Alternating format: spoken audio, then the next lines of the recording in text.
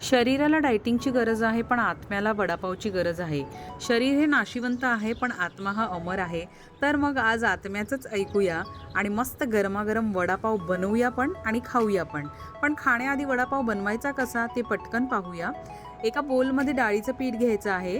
3 पळ्या घेतलेल्या आहे मी डाळीचं पीठ.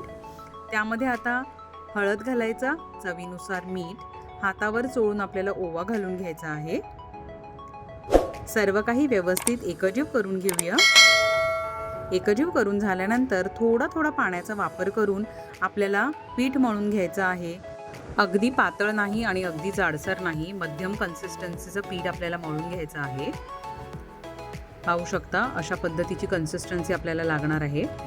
आता तेल गरम करून घेतलेलं आहे मी कढईमध्ये. त्यानंतर जे मळलेलं पीठ आहे ना ते थोडं थोडं आपल्याला असं तेलामध्ये घालून घ्यायचं आहे आणि खमंग असं सोनेरी रंग येईपर्यंत आपल्याला तळून घ्यायचा आहे. ह्याचा वापर आपल्याला चटणी बनवण्यासाठी आणि वडापाव तयार झाल्यानंतर होणार आहे. पाहू शकता अगदी सोनेरी रंग आलेला आहे. आता बाजूला काढून घेते. वडापाव म्हटला की तिखट मिरची आलीच, तर कृतीमध्ये दाखवल्याप्रमाणे आपल्याला मिरची फ्राय करून घ्यायची आहे. अगदी तेलामध्ये घालायची नाही, तर जळू शकते मिरची. त्यानंतर आपल्याला लसूणही फ्राय करून घ्यायचा आहे कृतीमध्ये दाखवल्याप्रमाणे. आता काय करायचं, जी मिरची आपण तळून घेतलेली ना त्यावरती थोडं मीठ घालायचं आणि व्यवस्थित मिक्स करून ती बाजूला ठेवून द्यायची आहे. आता मिक्सरचं भांडं घेऊया. त्यामध्ये जो तयार केलेला चुरा आहे ना तो घालून घ्यायचा आहे.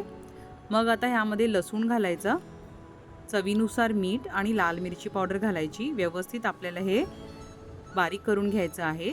आता मस्त वडापावची चटणी बघा कशी छान दिसते, अगदी बाहेरच्या सारखी करून तयार झालेली आहे.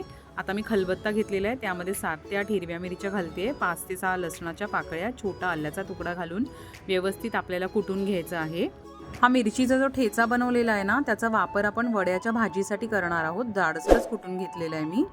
त्यानंतर आता पॅनमध्ये आपल्याला तेल घालून घ्यायचं आहे. तेल छान गरम झालं की मोहरी घालायची. मोहरी फुटली की मिरचीचं वाटण आहे ना ते घालून घ्यायचं. गॅस कमी करायचं आहे आता आपल्याला.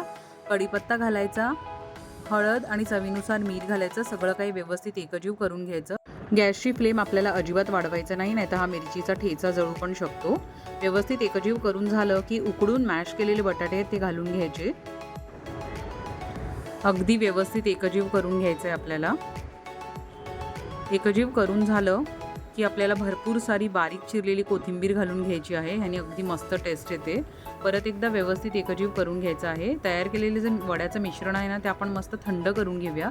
थंड झाल्यानंतर आपल्याला वडे कसे बनवायचे, छोटे मोठे त्या आकाराचे आपल्याला असे भाजीचे गोळे बनवून घ्यायचे आहेत. पाहू शकता अशा पद्धतीने.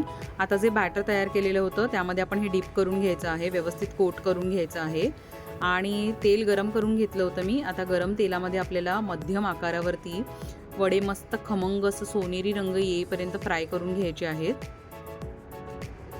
दोन्हीही बाजूला सोनेरी रंग येईपर्यंत तळून घेऊया आपण वडे. पाहू शकता गरमागरम वडे तयार झालेले आहेत. आता त्याच पद्धतीने वड्याची दुसरी बॅचही मी घालणार आहे आणि सोनेरी रंग येईपर्यंत वडे आपल्याला तळून घ्यायचे आहेत.